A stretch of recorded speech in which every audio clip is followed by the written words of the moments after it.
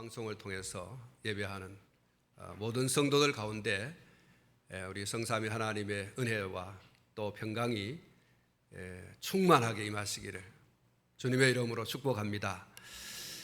오늘 이 오후 시간에 본문을 중심으로 깨어 있습니까? 그런 제목을 가지고 말씀을 드리려고 합니다. 오늘 본문에 세 번이나 거듭 동일하게 하시는 말씀이 있는데 33절과 또 35절 그리고 37절에 보면 깨어 있어라 이런 말씀이 있습니다. 한번 따라 하겠습니다. 깨어 있어라. 깨어 있어라.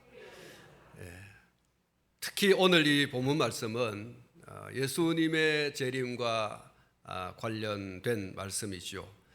그래서 깨어 있는 것은 예수님의 재림과 매우 관련이 있는 것이다. 그렇게 이해를 하시면 되겠습니다. 깨어 있다라고 하는 것은 예수님의 재림과 관련해서 성도가 당연히 가져야 되는 그런 자세이고 또 모습이다라고 하는 것이죠.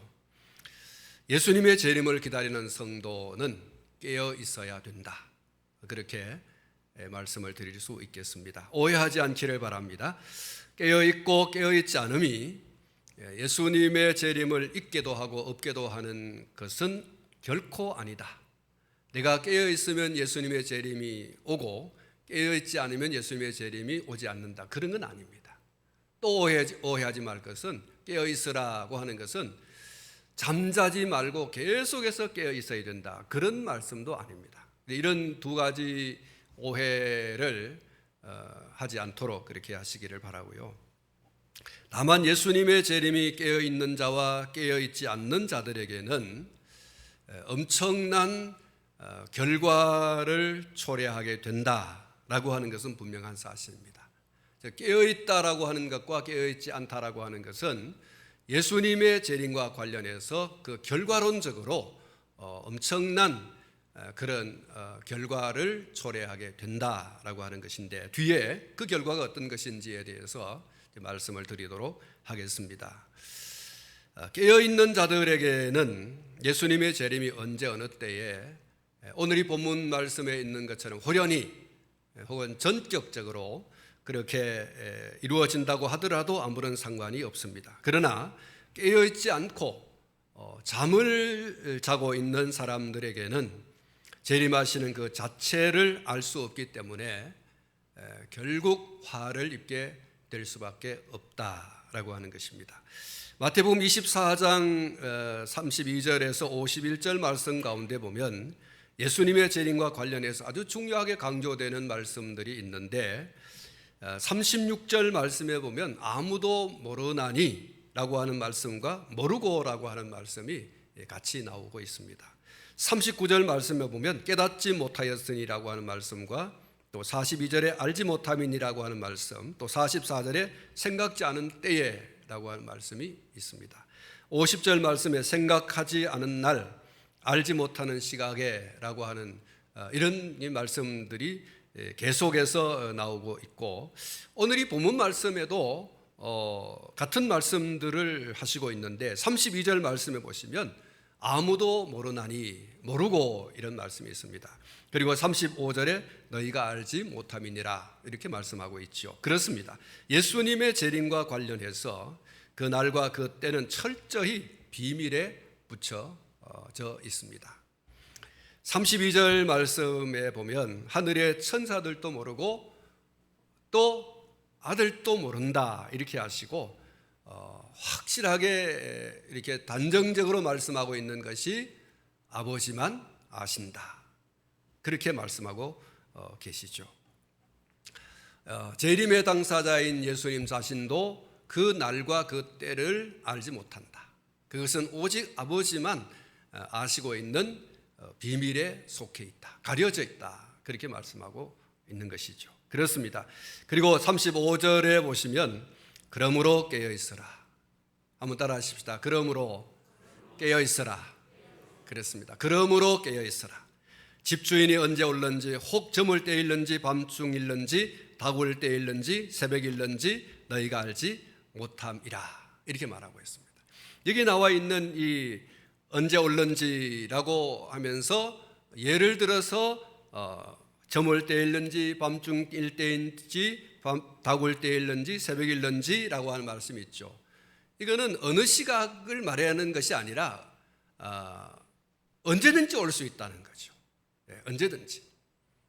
이건 이 시간이다. 여기 나와 있는 대로 밤중이다 이렇게 말하는 것도 아니고 또 저물 때이다 이렇게 말하는 것도 아니고 다구일 때일는지 새벽일는지 그 한 시점을 말하는 것이 아니라 어느 시점인지 알 수 없다. 그렇게 이제 말씀을 하고 있는 것입니다. 사랑하는 성도 여러분, 예수님의 재림과 날에 대해서 예수님의 재림의 이 날과 때에 대해서 이렇게 철저하게 비밀에 붙여져 있기 때문에 그러기 때문에 어떻게 해야 되는가? 깨어 있어라. 그래서 깨어 있으라는 거예요.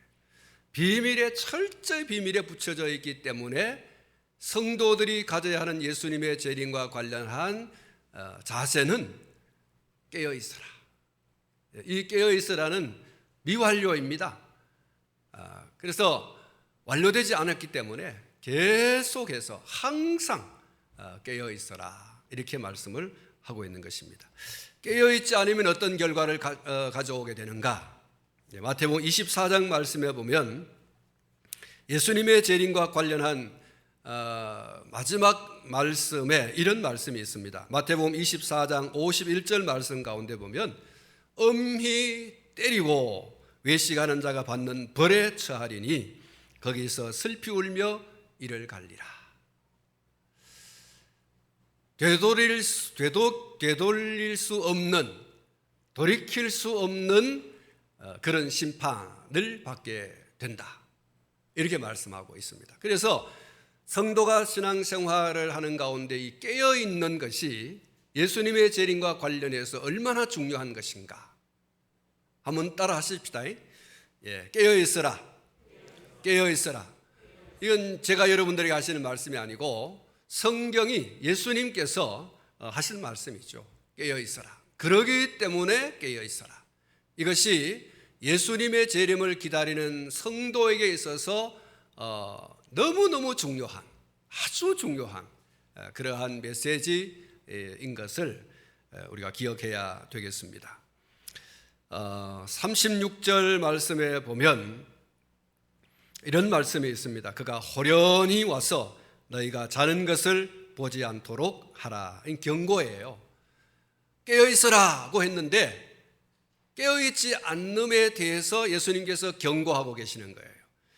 그가 호련히 와서, 이 호련이라고 하는 말을 다른 말로 말하면 갑자기라고 하는 말이죠.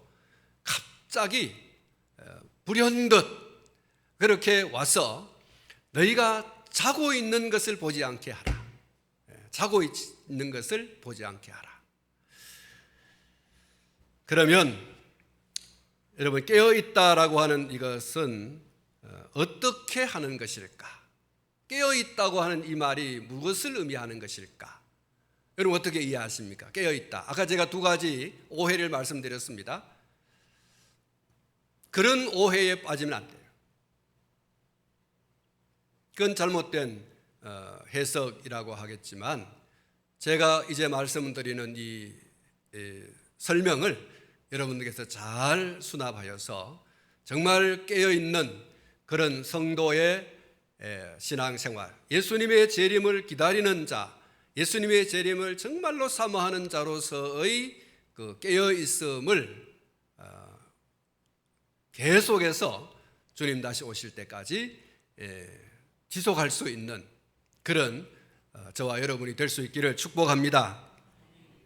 마태복음 25장 말씀을 우리가 주목할 필요가 있습니다. 깨어있다라고 하는 예수님의 이 말씀과 관련해서 마태복음 25장 말씀은 매우 우리가 주목해야 될 말씀이고 어떤 의미에서 24장에서 깨어있으라 또 13장에서 말씀하고 있는, 오늘 이 본문 말씀 마가복음 13장에서 말씀하고 있는 이 깨어 있으라고 하는 말씀과 마태복음 24장 예수님의 재림과 관련한 아주 중요한 내용이지 않습니까? 그리고 25장에서 말씀하고 있는 깨어 있으라고 하는 것에 대한 답이 25장 말씀에 기록이 되어 있다, 이렇게 말씀을 드릴 수가 있는데, 이 마태복음 25장 말씀에는 세 가지 아주 중요한 비유의 말씀이 있습니다. 첫 번째의 비유의 말씀이 열처녀 비유라고 하는 말씀이 있고요, 그 다음에 두 번째가 달란트 비유의 말씀이 있습니다. 그리고 양과 염소에 대한 그런 말씀이 소개가 되고 있죠. 이 세 가지 이 비유, 세 가지의 내용의 말씀은 예수님의 재림과 관련해서 아주 중요한, 예수님의 재림을 기다리는 깨어있는 성도가 깨어있음이 무엇인가라고 하는 것을 드러내고 살아가는 그러한 중요한 내용이라고 할 수가 있습니다.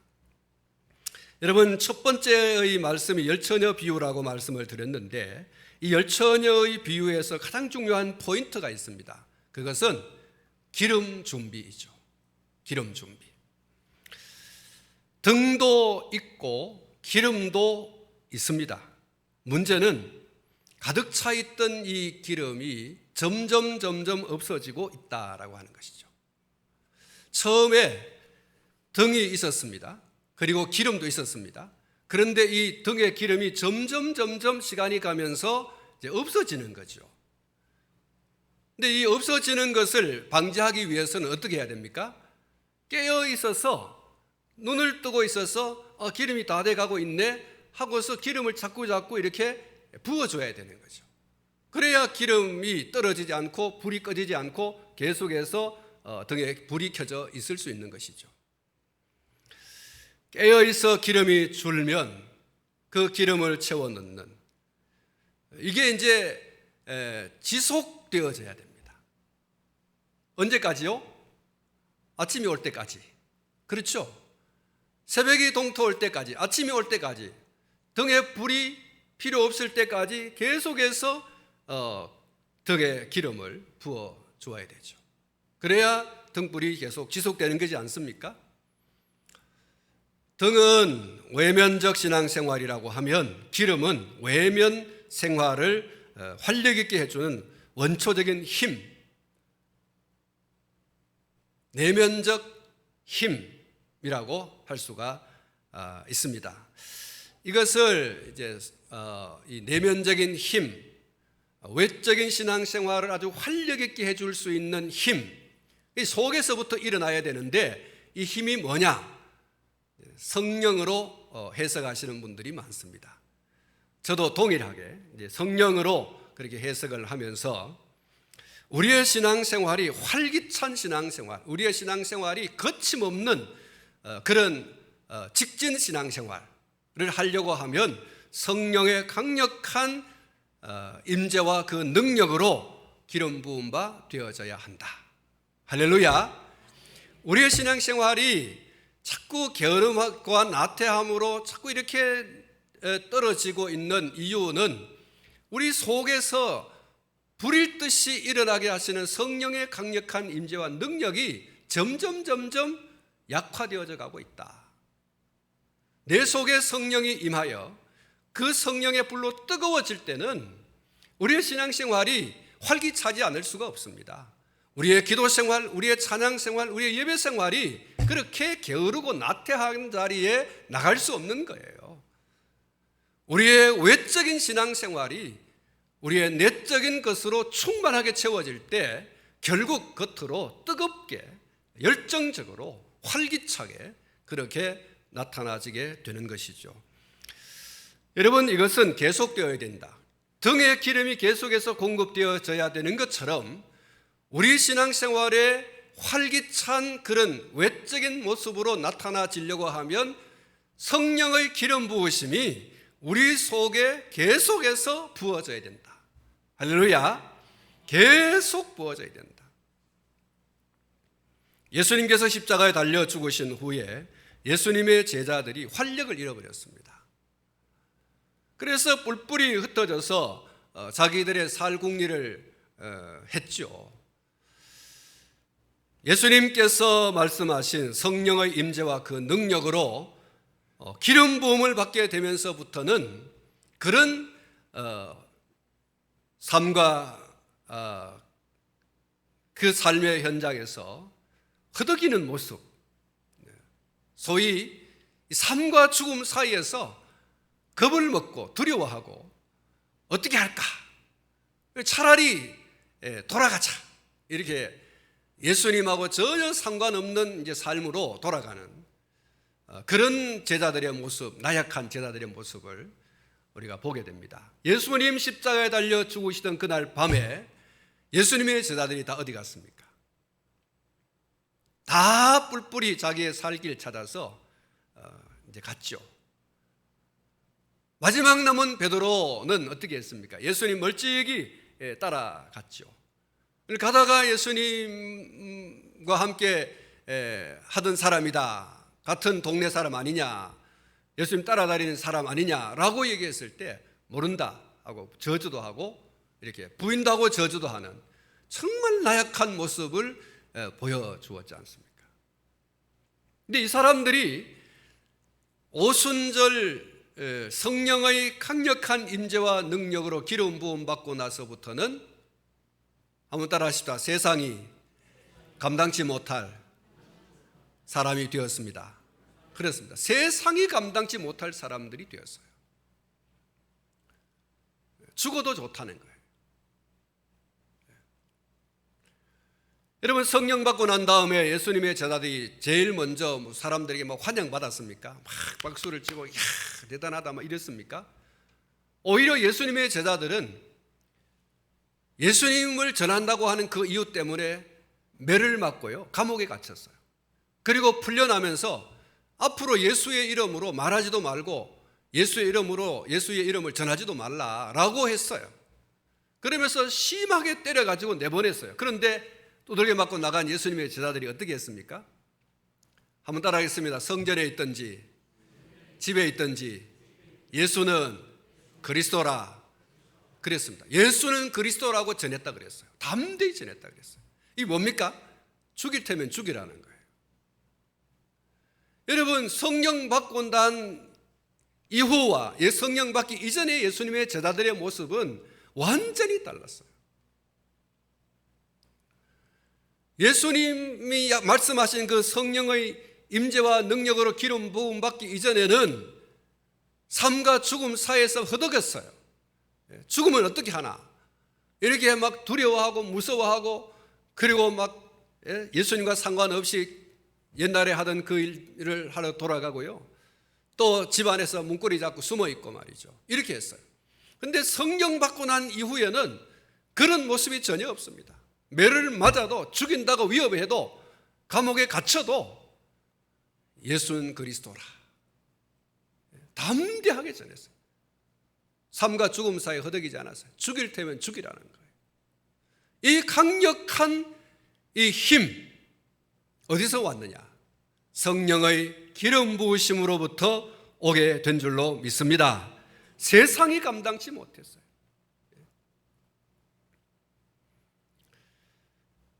성령의 충만으로 활력 있는 신앙생활의 지속이 결국 깨어있음을 증명하는 증거가 되는 것입니다. 사랑하는 성도 여러분, 다 성령 충만하시기를 축복합니다. 그래서 활력 있는 신앙생활, 죽일 테면 죽여라 이러면서 신앙생활 해야 되지,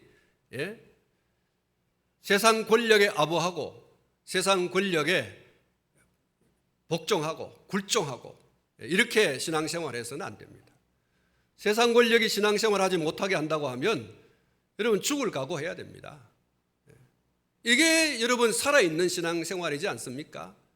물 위에 떠내려가는 낙엽처럼 말이죠. 될 대로 되라고 말이죠. 그렇게 하면 안 되는 거죠. 그건 죽은 신앙입니다.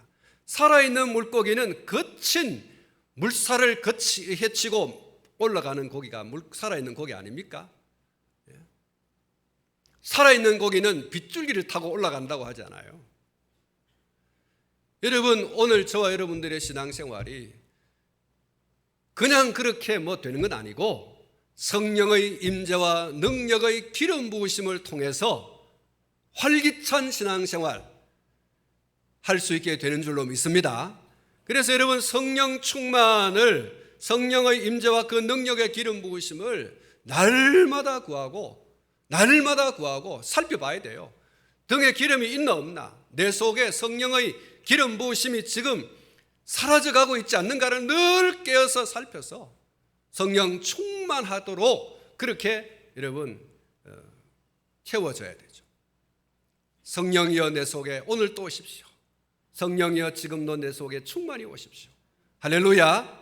한번 따라 하십시다. 성령님 내 속에 지금 오늘 또 계속해서 충만히 오시옵소서.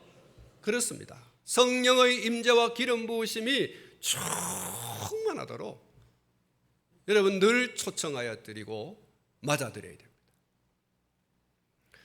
그리고 성령의 임재와 그 능력의 기름 부으심이 예수님의 이름으로 하나님께 기도함으로 부어지는 것이기 때문에 기도 역시 여기에 포함된다라고 할 수가 있습니다.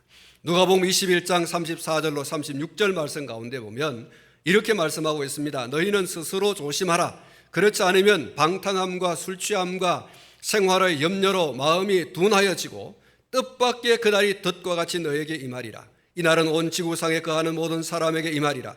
이러므로 너희는 장차 올 이 모든 일을 능히 피하고 인자 앞에 서도록 항상 기도하며 깨어 있으라 하시니라. 여러분 우리의 신앙생활을 방해하는 얼마나 많은 것들이 있는지 모릅니다. 얼마나 많은 유혹과 미혹이 있는지 모릅니다. 여기 방탕함과 술취함과 생활의 염려로라고 하는 말씀이 있지 않습니까? 여러분 이것이 우리의 신앙생활의 활력을 다 빼앗아 가버려요. 예? 여러분 이런 것이 우리의 신앙생활을 나약하게 만들지 않도록 성령을 충만히 우리가 사모하고 기도한다면 성령의 충만한 기름 부으심을 통하여서 우리는 능히 이것을 이기고 예수님의 재림을 맞이할 수 있는 준비된 자가 될 수 있는 줄로 믿습니다. 그래서 항상 기도하며 깨어있으라. 항상 기도하며 깨어있으라. 그래서 여러분 지속적인 기도와 성령의 기름 부으심은 깨어있는 성도의 확실한 증거다. 여러분 오늘 저와 여러분이 깨어있다고 하는 증거가 뭐냐? 항상 성령을 사모하고 기도 생활에 진력하는 것입니다. 이게 여러분 깨어있는 것이다. 이것이 슬기로운 다섯 처녀, 기름을 준비한 다섯 처녀, 신랑이다 라고 할 때 허둥대지 않고 그 신랑을 기쁨으로 즐거움으로 그 시각에 맞이할 수 있는 신부, 기름 준비한 신부. 여러분 껍데기 신앙 가지고 예수님 못 맞이합니다. 불을 밝혀 놓아야 됩니다. 불을 밝혀 놓아야 됩니다. 한번 따라 하십시다. 성령을 사모하고 기도에 깨어있고. 그렇습니다. 항상 기도하고 기도 가운데 성령을 사모하고. 이것이 바로 슬기로운 다섯 처녀, 깨어있는 성도의 모습이다 라고 하는 것입니다. 두 번째로 깨어있음의 의미는 맡은 일에 충성을 다하는 것입니다. 이것이 재림을 준비하는 자의 참모습입니다. 많이 맡았든지 적게 맡았든지 그건 중요하지 않아요. 다만 그 맡은 것을 가지고 얼마나 충성했느냐가 관건인 것이죠. 맡은 자들에게 구할 것은 충성이라고 분명히 말씀했음에도 불구하고 맡은 것에 무관심하고 맡은 것을 아무렇게나 방치를 하고 도리어 자기에게 직분을 맡겨둔 주인을 악평하면서 게으름과 나태로 마치 아무것도 맡지 않은 것처럼 지치미를 뚝 떼고 그런 태도를 일관하는 것은 주인이 말했어요. 한번 따라 하십시다. 악하다. 그랬습니다. 아무런 그것도 맞지 않은 것처럼 게으르고 나태하고 그 직분과 상관없는 자처럼 그렇게 하는 그 사람에 대해서 주님이 오늘 이렇게 말씀합니다. 마태복음 25장에서 말씀하고 있어요. 달란트 비유를 통해서 한 달란트 받은 그 사람을 뭐라고 했어요? 악하다 그랬어요. 게으르고 악하다. 여러분, 이 사람의 결국이 어떻게 되었다고 말씀하고 있습니다. 있는 것을 다 빼앗기고 바깥 어두운 데로 내어 쫓김을 당하고 거기서 슬피 울며 이를 간다, 이렇게 말씀하고 있습니다. 사랑하는 성도 여러분, 깨어있다라고 하는 것은 주인이 돌아와서 결산할 날이 있음을 알고 우직스럽다라고 할 정도로 자기에게 맡겨진 일에 대해서 충성을 다하는 거예요. 힘을 다하고 최선을 다하고 부끄럽지 않는 그런 모습으로 자기에게 주어진 그 직분을, 맡겨진 것을 감당하는 것입니다. 이것이 여러분 깨어있는 거예요. 여러분 한번 따라 하십시다. 충성을 다합시다. 충성을 다합시다. 그렇습니다. 여러분, 충성은 이 최선을 다한다, 목숨을 다한다, 그런 말이에요. 정말 마지막 순간, 그 순간까지 자기에게 맡겨진 그 일에 대해서 여러분, 일하다 보면 힘이 들고 또 어렵기도 하고 갑갑할 때가 있지 않습니까? 언제든지 뭐 보슬비가 내리고 언제든지 뭐 따뜻한 그런 햇빛만 쬐고 그렇습니까? 뙤약볕도 있고요, 아주 살인적 그런 더위도 있고 살인적 추위도 있고, 그렇습니다. 근데 여러분, 그러한 때라도 자기가 해야 할 일을 꾸준히 묵묵히 황소처럼 그렇게 하는 사람, 이 사람이 바로 충성한다라고 하는 거예요. 적당하게 뭐 게으름 피우고 그렇게 꾀를 부리고 그렇게 하는 사람을 보고 충성한다라고 하지 않아요.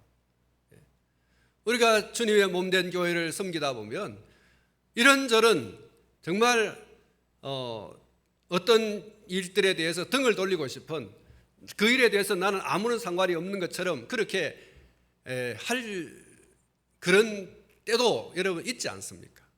그럼에도 불구하고 내가 맡은 바 일에 대해서 환경과 여건과 상황을 따지지 않고 묵묵히 코뿔소처럼 그렇게 자기 일을 감당해 나가는, 자기에게 맡겨진 일에 대해서 최선을 다해서 감당해 나가는, 여러분, 이게 바로 깨어있는 거예요.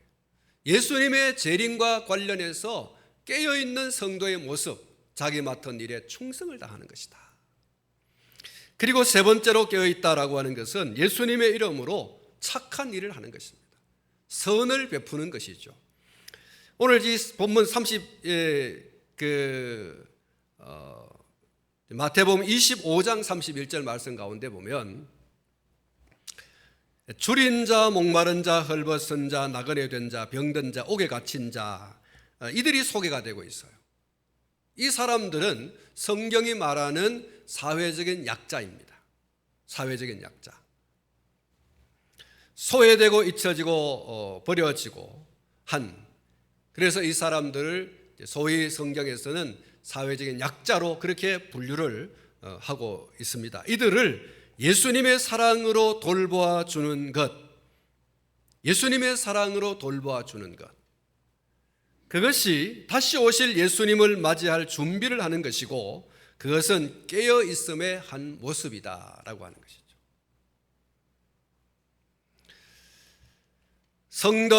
성도의 경건의 최고봉, 그것이 무엇일까?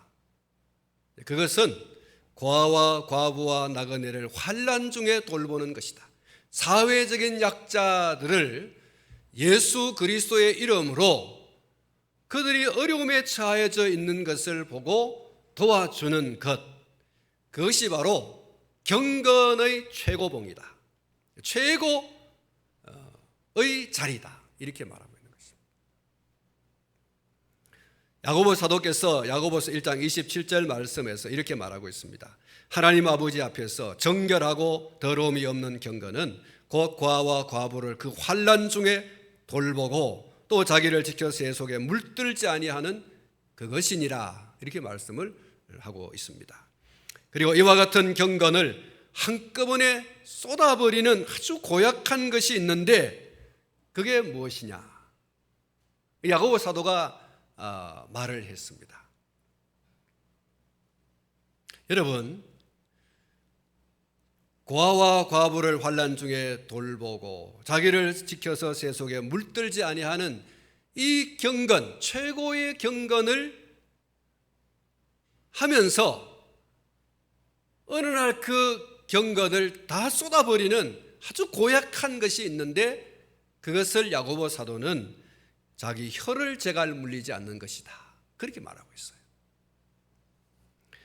야고보 1장 26절 말씀에 보면 누구든지 스스로 경건하다 생각하며 자기 혀를 제갈 물리지 아니하고 자기 마음을 속이면 이 사람의 경건은 헛것이라, 이렇게 말씀을 하고 있습니다. 여러분, 우리가 그리스도의 이름으로, 예수님의 이름으로 착한 일을 많이, 참 외적으로 착한 일을 많이 해서 정말 예수 믿는 사람이다, 이런 소리를 우리가 들을 수 있어요. 그런데 그것을 한순간에 쏟아버리는 게 이 혀 때문에 그렇다는 거예요. 이 혀를 잘 단속해라. 혀를 잘 단속해라.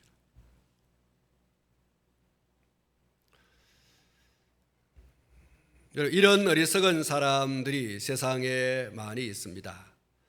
사랑하는 성도 여러분, 어떤 사람이 매일 기도하고 매일 성경을 읽고 성경을 배우고 또 매일 충성도 하고 봉사도 하고, 그런데 그 경건 생활이 말 한마디로 한순간에 모래성처럼 무너뜨리고 물거품이 되게 하는 사람들이 있습니다. 여러분, 겉으로 우리가 열심히 선을 행하지만 우리의 입을 잘 단속해야 돼요. 혀를 잘 단속해야 돼요. 왜 쏟아버립니까? 경건은 말로 하는 것이 아니고 몸으로 실천하는 것입니다. 우리가 선을 많이 하고 그걸 자꾸 이렇게 자랑하면 안 됩니다. 자랑하지 말라. 우리가 거저 받았으니 거저 주는 거예요. 절대로 다른 사람이 뭐 이렇게 좀 알아주는 건 괜찮지만 자기 스스로 착한 일을 했노라 칭찬하지 말고, 소위 자화자찬하지 말라. 그건 다 쏟아버리는 거예요. 다 쏟아버려요. 예수님께서 그렇게 말씀했지 않습니까? 착한 일을 하고 사람들에게 칭찬을 받으면 내가 너에게 줄 게 없다는 거예요. 이미 다 받아버렸으니까. 그래서 이 혀를 제갈 먹여라. 제갈 먹이는 게 뭐예요? 혀를 제대로 놀릴 수 없도록 소의 그 입에 이렇게 입에 집어넣는 게 있지 않습니까? 막대기. 그래서 우리 혀를 말이죠, 이 막대기로 딱 이렇게 넣어가지고 함부로 말하지 못하게, 자화자찬하지 못하게 하는 것이 매우 중요하다.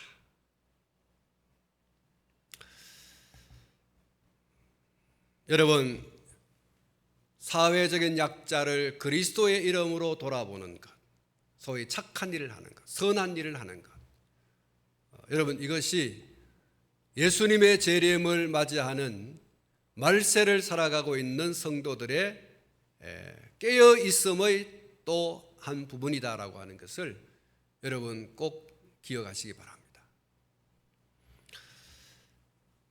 이렇게 깨어 있는 자는 신부를 데리러 오는 신랑을 당당하게 맞이하는 슬기로운 신부가 될 것이고요, 오랜 후에 돌아오는 주인에게 잘했다, 충성된 종아라고 하는 칭찬을 받고 주인과 함께 겸상의 영광을 누리는 주인공이 됩니다. 예비된 하나님의 나라를 상속받게 되고 영생으로 들어가게 될 것입니다. 이것이 이제 마태복음 25장에서 나오고 있는 열처녀 비유, 그리고 달란트 비유, 양과 염소의 비유에 대한 말씀의 결론이죠. 사랑하는 성도 여러분, 25장에 세 가지 깨어있음에 대해서 말씀을 드렸습니다. 기름을 준비하는 슬기로운 다섯 처녀, 성령 충만과 그리고 기도 생활에 계속하는 이것이 바로 깨어 있습니다. 그리고 자기 맡은 일에 충성하는 것, 이것이 깨어 있습니다. 그리고 세 번째로는 뭐죠? 선을 행하는 것이다. 착한 일을 하는 것이다. 누구의 이름으로? 예수님의 이름으로. 그렇습니다. 예수님의 이름으로 착한 일, 선한 일을 소위 사회적인 약자들에게 이렇게 베풀어주는, 바로 그것이야말로 깨어있는 성도의 진정한 모습이다. 예수님의 재림을 준비하는 성도의 모습이다라고 하는 것을 말씀해 주고 있습니다. 사랑하는 성도 여러분, 우리 예수님 다시 오십니다. 할렐루야. 우리 예수님 다시 오십니다. 승천하신 지 얼마가 되었든지, 또 얼마나 시간이 혹은 세월이 흘러갈는지 모르지만 승천하신 예수님께서 약속을 하셨어요. 약속을 하셨어요. 예수님의 약속은 지켜지지 않은 것이 없어요. 그러므로 예수님의 재림에 대한 약속 또한 반드시 지켜질 것입니다. 더디더라도 무직한 인내로 깨어 재림을 기다리는 성도가 되시기를 축원합니다. 오늘 저와 또 여러분의 모습 속에서 깨어있는 성도의 모습들이 온전히 드러나는. 그래서 이건 누구에게 보이는 것이 아니라 주님이 언제 오실는지, 아버지만 아는 예수님의 재림, 그 재림의 날에 우리가 벌거벗은 몸으로 나타나는 것이 아니라 단정한 옷을 입고 주님을 맞이하는 그런 신부, 충성된 종, 신실한 주님에게 사랑을 베푸는 자와 같은 삶을 사는 그런 성도가 되는 줄로 믿습니다. 주님 다시 오시는 것을 믿고 늘 깨어있는 성도가 되시기를 주님의 이름으로 축복합니다. 기도하겠습니다.